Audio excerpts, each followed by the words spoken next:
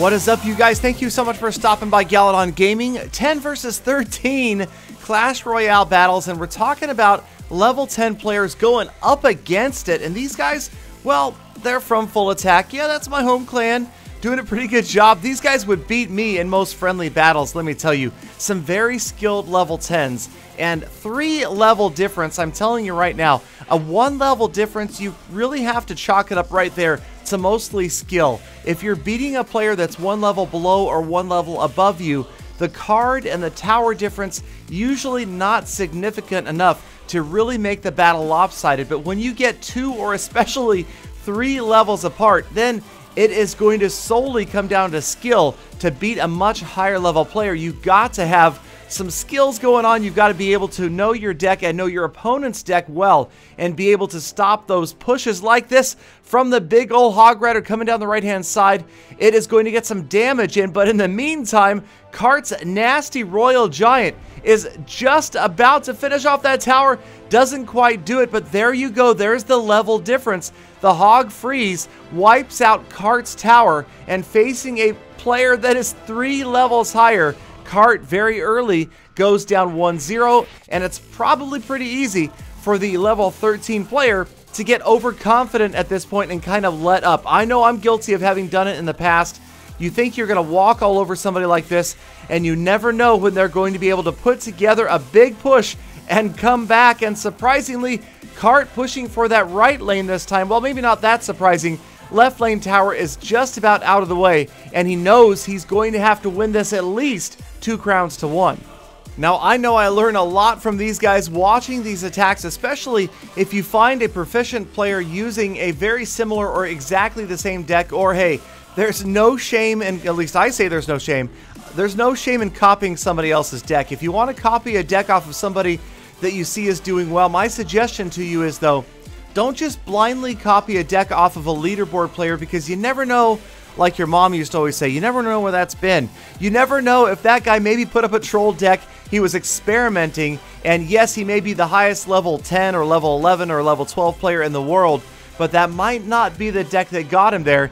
He could be trolling, putting up a deck to mislead other people, or again, he could have been experimenting. So my advice is, wait until you see the deck in action before you use it, and check it out. Left-hand lane, a minimal elixir investment gets that tower down. The princess finishes it off, ties the score. The Royal Giant minions on the right lane were working hard, and the minion finishes off the right tower, puts Cart up 2-1 with 20 seconds remaining. The Hog Freeze doesn't work out, and the opponent has gone to tears. He's broken down. He knows it is over. Well played, good game. He is just going to let the time run out, and Cart surprisingly takes down a player 3 levels higher and finishes it off with a 3-crown victory.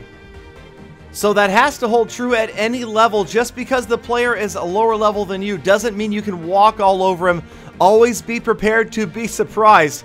Now, right here is another surprising play. This is just 10 versus 12, only 10 versus 12 for Chris. Still well done. And check out all of these legendary cards from the opponent. And he's got a mirror card, so we are going to end up seeing level 5, yes, maxed out legendary cards in action. Right here, Sparky as an unusual counter to the Royal Giant doesn't work out well. Simple zap and minion horde, and he's desperately trying to stop the Royal Giant with a miner, but it's not going to get the job done, and Chris shocks the world 30 seconds into the battle with a 1-crown takedown. Alright, so it's not that amazing, but still pretty well done. That Royal Giant, I still call it a mortar on wheels. I seriously do. Come on. Oh, I hate the Royal Giant. But anyway, that's just personal opinion. That's not the views of anybody else in my clan. I don't like the Royal Giant, but what can I say? I still don't use it. I try not to use it. It's like I feel dirty if I use the Royal Giant. I really do. So I'm trying to get by with other decks until we see a change. Hopefully, I'm not promising anything, but hopefully a change to the Royal Giant. Alright, so another Royal Giant from the left-hand side. Minion Horde going to annihilate the Sparky. Sparky never an issue, neither was the Princess. And again, like I've talked about in previous episodes, a miner all by himself, really nothing to be worried about. And Chris ignores the miner completely. The miner is out of the way, and the Royal Giant working on that left lane is going to get a couple of shots in. and Chris with a huge lead here with less than a minute and a half remaining. Not really sure what he was thinking about with that Ice Wizard that just kind of wanders off by itself down the right-hand lane. It is going to fall to the King's Tower. Here comes a miner not ideally placed again, all by itself. The people who have mastered the miner deck are always going to get that miner in there along with other units, and never will you see them have to use it on defense unless it's an absolute emergency. The miner ideally just a distraction to grab the attention of the tower so the other units can do the real work. Right here, another Sparky trying to sneak in behind these barbarians on the way to the tower. Looks like the minions might stop it, but not quite, and the Sparky obliterates that tower and ties the score with about 30 seconds left, and there is another defensive miner. Never an issue, just gets wiped out by the minion horde immediately. And the Princess, the Cannon, nothing can stop that Royal Giant. The Barbarians come too late in the rotation.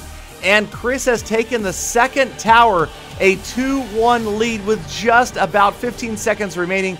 Just a matter of stopping that Sparky from getting to the tower. It gets one shot, but it's not enough. Doesn't quite finish off the tower. The miner on its way as time counts down. But the miner, two miners, mirrored miners, and the last miner can't get it. And Chris just barely walks away with the 2-1 win. So the max miner mirror maneuver doesn't quite work out, cannot save him, and he falls. But here we go, another big level differential. JCat36 from full attack, level 10 against a level 13 player. Again, so shocking to see because the level differential is so huge. The cards are going to be so much stronger. But again, if you can come up with a combination that they're not prepared for or not expecting, like Dragon Balloon, and although this exchange right here will put Hurricane in the lead, if you take a look at Hurricane's deck, it is not a deck set up to counter air units like the Dragon and the Balloon, and that is going to be big problems late in this battle. As you can see, almost every unit from the level 13 player's side is a ground unit, and he has very little to slow down a very dangerous Balloon. So let's see how the rest of this battle goes as Hurricane works another Sparky into the mix. Sparky and a minor mini P.E.K.K.A deck, very unusual. And again, that may be part of the reason sometimes you see lower level players grabbing these wins, is because higher level players are experimenting a bit, especially when they're at trophy reset. They're closer to 3,000. They will try new and different decks. This time, Sparky not working out is going to get frozen and taken out by the Valkyrie and the Dragon. And now the Balloon added to the mix, and it's big problems for Hurricane. And also a surprise, having seen so much damage done to the left lane, for him to come with a full push down the right lane, caught him off guard. Arrows not even close to stopping that Balloon. And the Balloon takes the lead for JCat with less than 90 seconds left on the clock. Now, Hurricane has gotten a lot of damage off that right lane tower, but JCat already went to work on the left lane, so it looks like he's planning well ahead for the possible 2-1 or even 3-2 outcome, knowing that it's not going to take much from a level 13 player's cards to finish off that tower. And indeed, just the poison spell by itself is going to be enough. Tick by tick, there it is. Score tied and less than a minute left. Now this could be dangerous for JCat. He's already dropped the minions. They're wiped out. And the Sparky is down, and that's the ultimate counter to the Sparky. The minions, the Balloon distracted by a cannon. It gets pulled away. Good move by Hurricane to stall that Balloon out. And now here comes the miner and the Sparky and the goblins. And it looks like Sparky's going to get a shot off.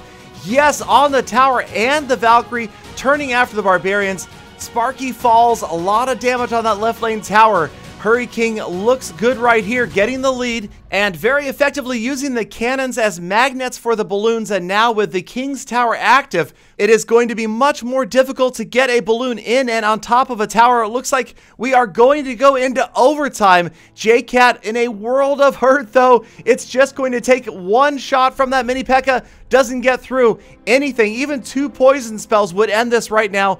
But Hurricane forced to use the poison spell forward on the minions. And that is a big one right there for JCat. He knows he's safe from that. There's a zap spell. He is trying anything he can. Arrows chipping away at that tower. Here comes the miner. Watch out for the balloon, though. The miner is about to get through, and the poison spell, that could be it, but no! The balloon drops the bomb a second before the poison spell can finish its job, and JCat pulls out the clutch victory over a level 13 player. Oh my gosh, that one wore me out. I love these battles, love this game. Hope you guys are enjoying these videos, and of course, as always, thank you so much for spending a few minutes of your day with me. Thank you for hanging out. Love all you guys. Hashtag GalaFam, and I hope to see you all back here again tomorrow for more full attacks.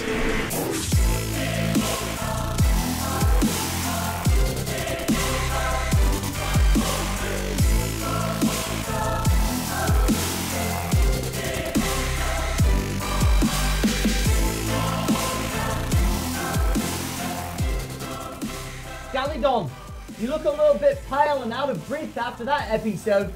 Shall I fetch your oxygen tank?